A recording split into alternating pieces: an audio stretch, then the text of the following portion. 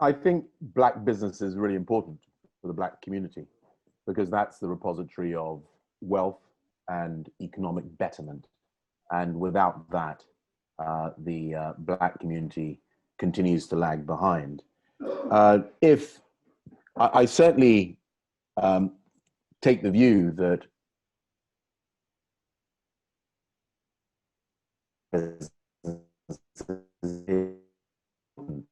in terms of building black communities, but simply going and just setting up a black business if there is not a niche, well, business is about money and money has to be efficient, so the money will cut you down. But we must support black businesses, and there may not be a need to, I don't think it's being suggested, sort of break away, but necessarily need to go out there and force to build a business. What could happen is actually powerful black entities could assist blacks within businesses. So what am I talking about? I'm talking about the government of Ghana that has several arbitrations every year, but may not necessarily look at the law firm in terms of its diversity. We can bring about change if, for example, the government of Ghana insisted, and don't worry, David, I know you get some of the work, or DLA Piper is a close one. I'm not necessarily personalizing it, but they should look at the law firms that they're giving the work to and insist that those law firms are diverse. And once that starts happening, that helps the issue at play. But overall, I mean, I do think there needs to be a focus within the black community and a courage within the black community business.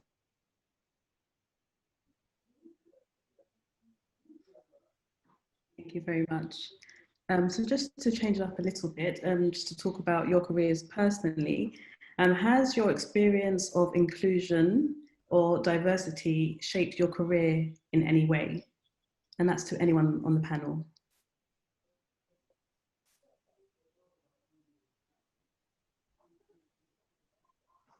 Or we can look at it another way. Has it influenced your career at all, or no impact at all? Well, okay, in my case, I do employment law as one of my strands, and I do a lot of discrimination cases.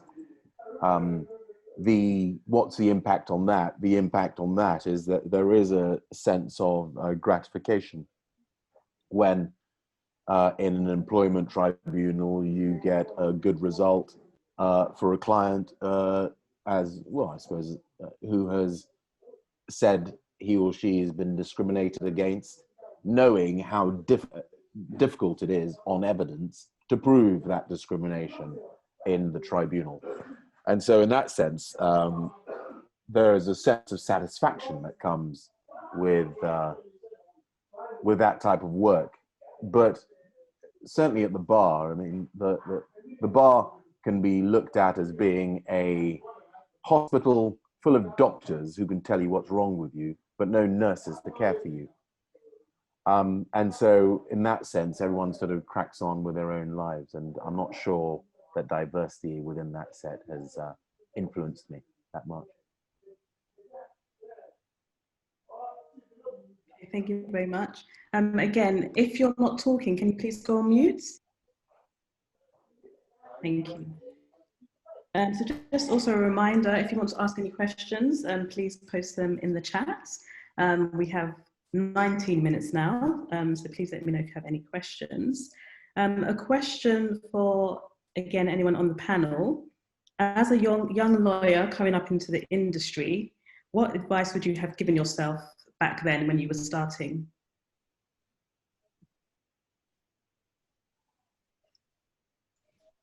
And that's to anyone. I think take that one. Just cut a few things. I think I guess it depends on where your start point is. I mean, I started off at a large law firm, and corporate commercial firm in London, and I think, you know, there are things that are coachable, the like, and I think be coachable is one of them. And what I mean by that is that there are if you've managed to get yourself either a trading contract or a shot at experience at a really good quality firm, then I think there's a degree to which that your kind of academic ability or your intelligence from that, if you're looking at it from that perspective, is proven. And I think there are some things that you can do you've got to think about the things you can do to distinguish yourself, and I think that's probably what I would tell myself, in that there were the rubbish tasks, right? So the work that maybe is pretty unpalatable, it's going to be over the course of the weekend, but it's for an important or influential person in the organization. So actually put your hand up for that, and be happy about it, right? I think again there are things which are necessarily not necessarily coachable, but have such a, as I sit now as a leader, are so massively powerful in terms of what I see in terms of junior lawyers. Don't be entitled effectively. It's kind of like show that hunger for development and or learning and or to muck in. You wouldn't believe how much impact that has. Stuff like being on time, being organized, right? Again, people will hopefully should take your intelligence effectively for granted, but some of those other things that I trained a couple of years ago, and she was just so organized. Like every matter, there'd be an engagement letter like within an hour or draft, and she might not got all the details, but then there'll be a contact list, and then there'll be a billing narrative set up, and then there would be a sort of a timeline, a sort of a Gantt chart timeline. Just like I wouldn't have to ask her, and I just thought, damn, this person really gets it. She really gets how to make my life easier. Right? She really gets kind of commercial awareness, and those aren't necessarily things that we trained her to do, but she sort of thought a little bit about the business of a law firm, and then was able to do some things practically, which really helped. So I'd probably tell myself to maybe think a bit more commercially, but also to be, just be really positive and energetic. And that's, again, that's not necessarily that easy. Again, going back to the beginning of the conversations that we had, and some of the challenges, some of the stereotypes that Black lawyers face, or if you're a graduate or face, and around society's perception of you, and then you're having to fight back against that, and that's knackering if you're having to do that every kind of day. And so I'm not saying it's easy, but it makes such a difference in a workplace if you are that person who seems to be kind of energetic. And that might not be a natural character, but energetic, thoughtful, organized, enthusiastic. That really does help.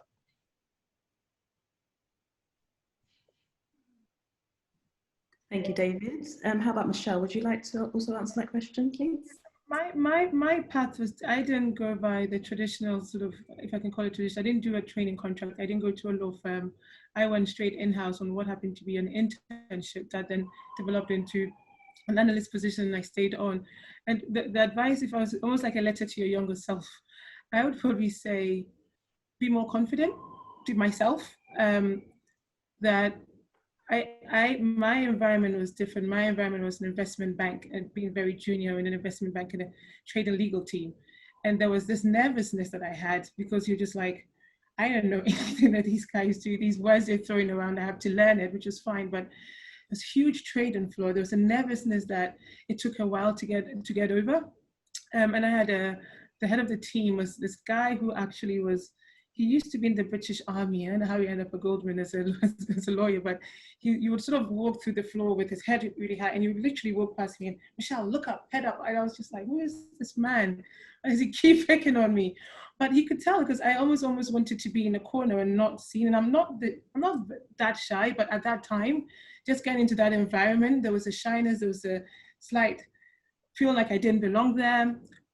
So letter to my younger self would be like, you were there, obviously you were good enough to be there, so be confident. So I would say sometimes when you go to an environment where you're not so familiar with, is the fact that you got through the door, you're good enough to be there, so be confident. Don't be shy to ask questions, because sometimes you do like, oh, they want to ask things, and especially when you're junior, you shouldn't be shy. to ask questions, be teachable. I think David said that before, be very open-minded, be teachable.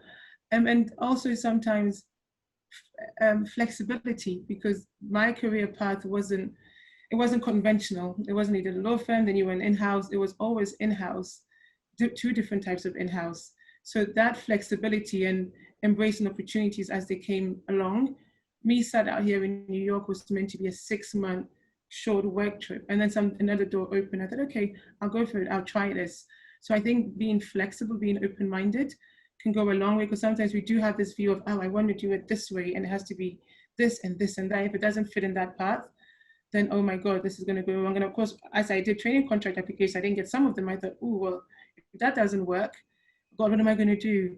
Remaining flexible and open-minded. It's amazing when sort of doors will open for you, and taking that leap of faith with it. That's what I would also say. Thank you, Michelle. And so another question, and this is for you personally and our community as a whole. So where do you see yourself and or our community in the next 10 years, and how can we get there? And that's for anyone on the panel. Well, it's difficult to know where the community is going to get to, because it very much depends on the buy-in of people of all colours, but who are in positions of influence. But what we are, I think, going to see is greater access through social media to points you want to get to. And you are also going to be able to experience, hopefully within the legal setting, spaces like the bar, top solicitors' firms, because I envisage that as a result of the Black Lives Matter movement, there is going to be a lot greater emphasis, a much greater emphasis put on mentorship programs and ensuring that less privileged individuals know about these professions. I think that's going to be particularly important for the bar, which, to remain dynamic, has to show that it's a meritocracy and that it's relevant.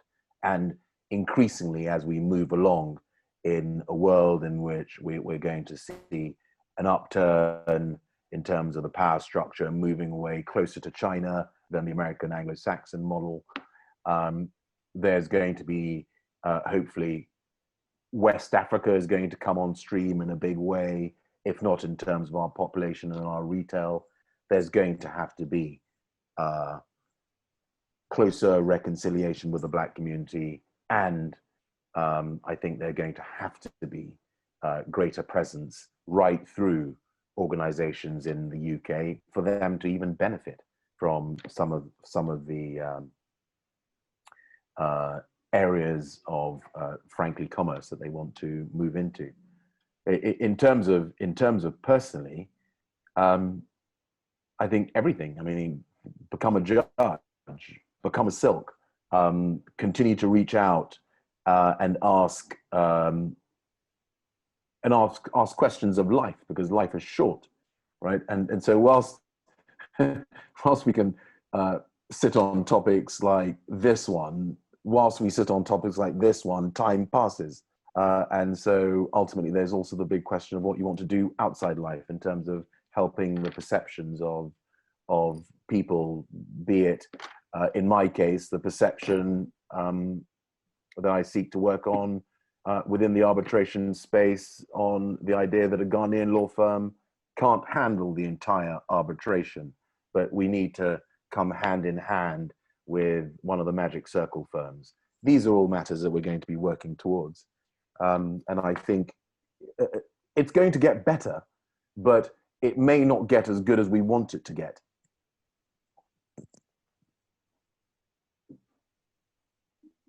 Thank you, Kweku.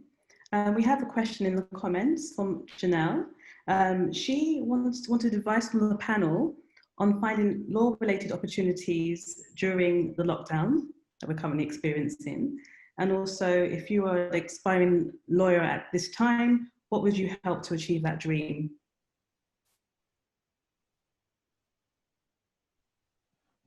I'll take this. Look, becoming a lawyer is hard.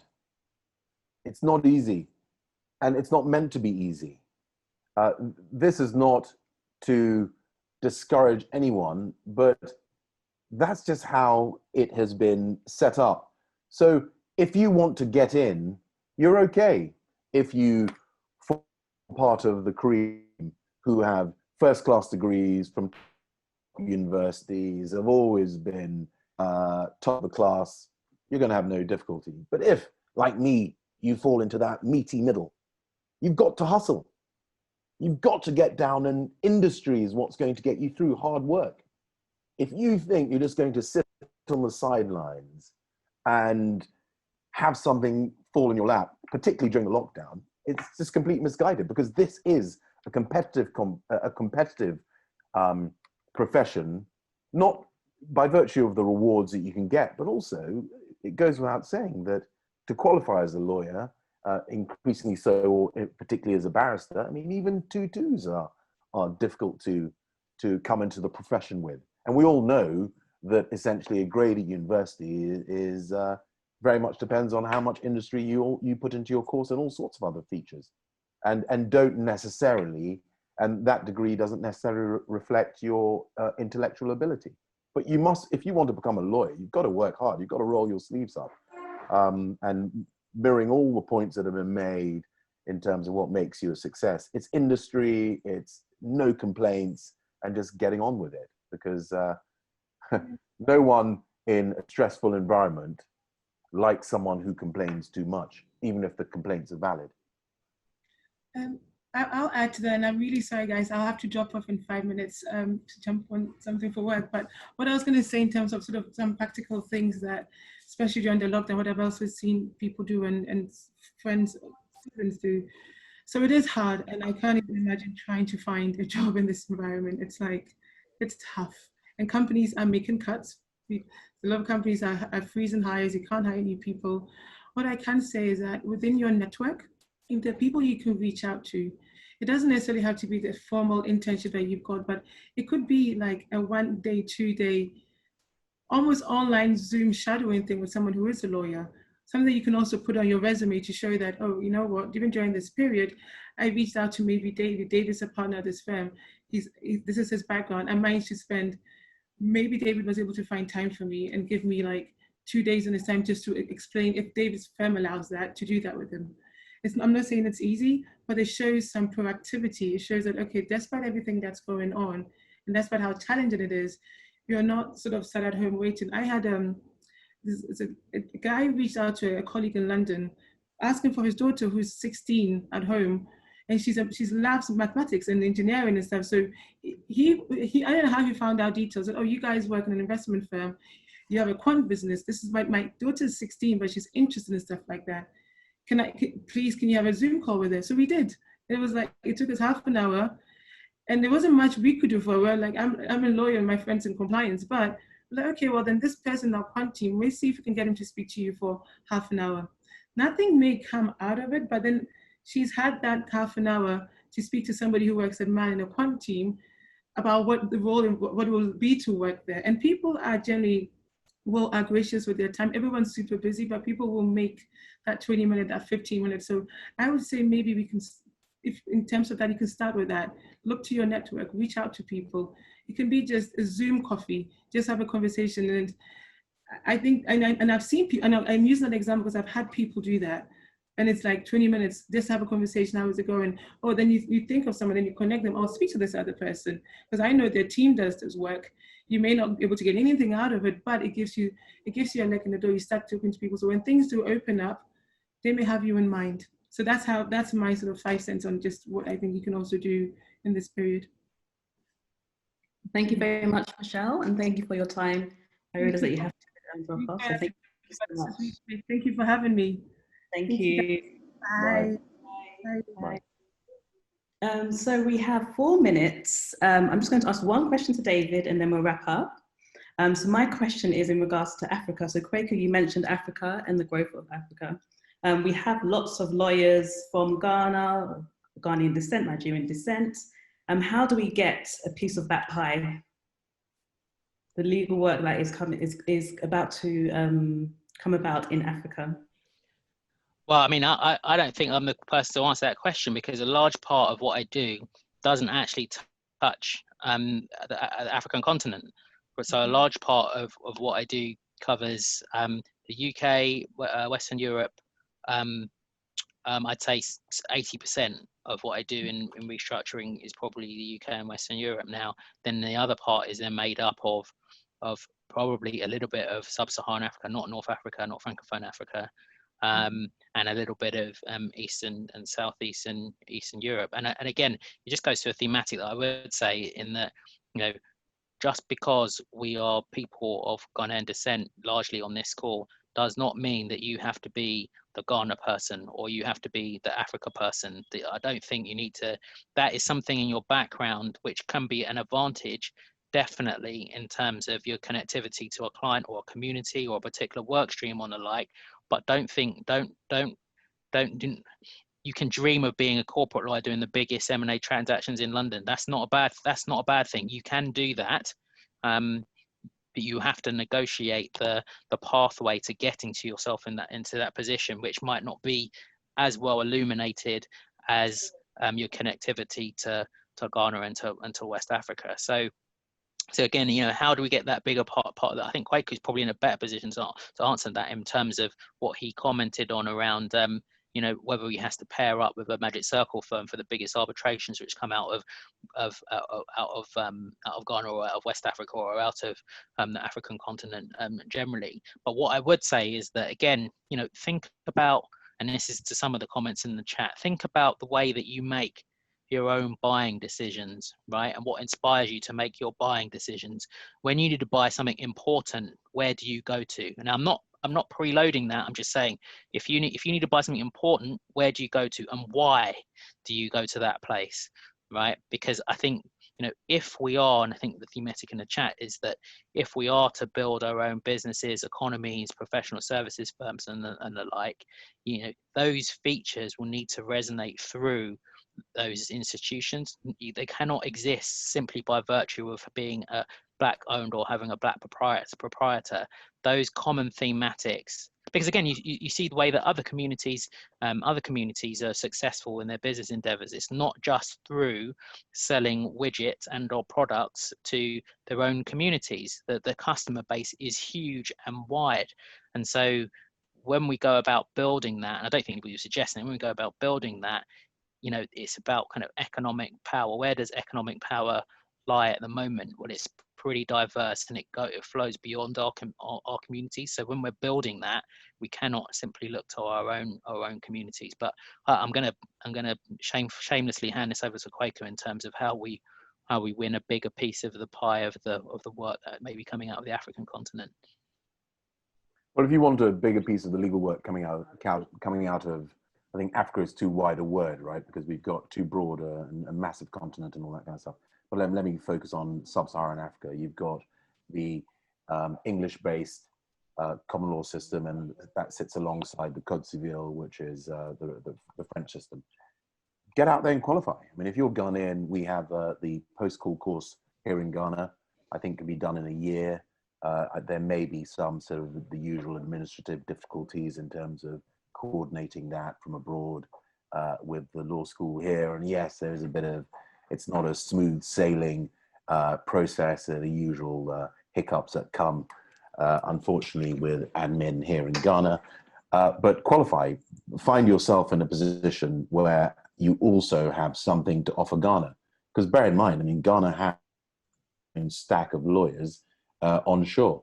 And so they're not waiting for a Ghanaian, a British qualified Ghanaian, a British qualified lawyer of Ghanaian background to come and hand the work to. It's massively competitive, but make sure you qualify, which allows you to make the significant contribution that's going to show your value to the sub-Saharan part of Africa. And once you're able to do that, you hope to be embraced. There's some excellent law firms out here. And if you were also thinking of bridging the gap along the lines of what you've been told by our other panelists, be proactive. Try and get a work placement in some of these firms. come here to say, look, Kweku, over summer, I want to come down to Gaisie, Zwennes, Hughes. You can come in for 3 days. You can come in for a day. I mean, anything to make you get a proper feel of what it's like. But you can't do anything as a lawyer if you're not qualified. And so I'll say that is something you should focus on. And if you are lucky enough to speak French, or you know something about some of the other jurisdictions, or you might have another African country in you, then by all means look towards that system. I think a dual qualified lawyer also has the benefit when it comes to being interviewed of having something, a unique selling point, which ultimately is what you're looking for when you go in front of people and you hope to impress them.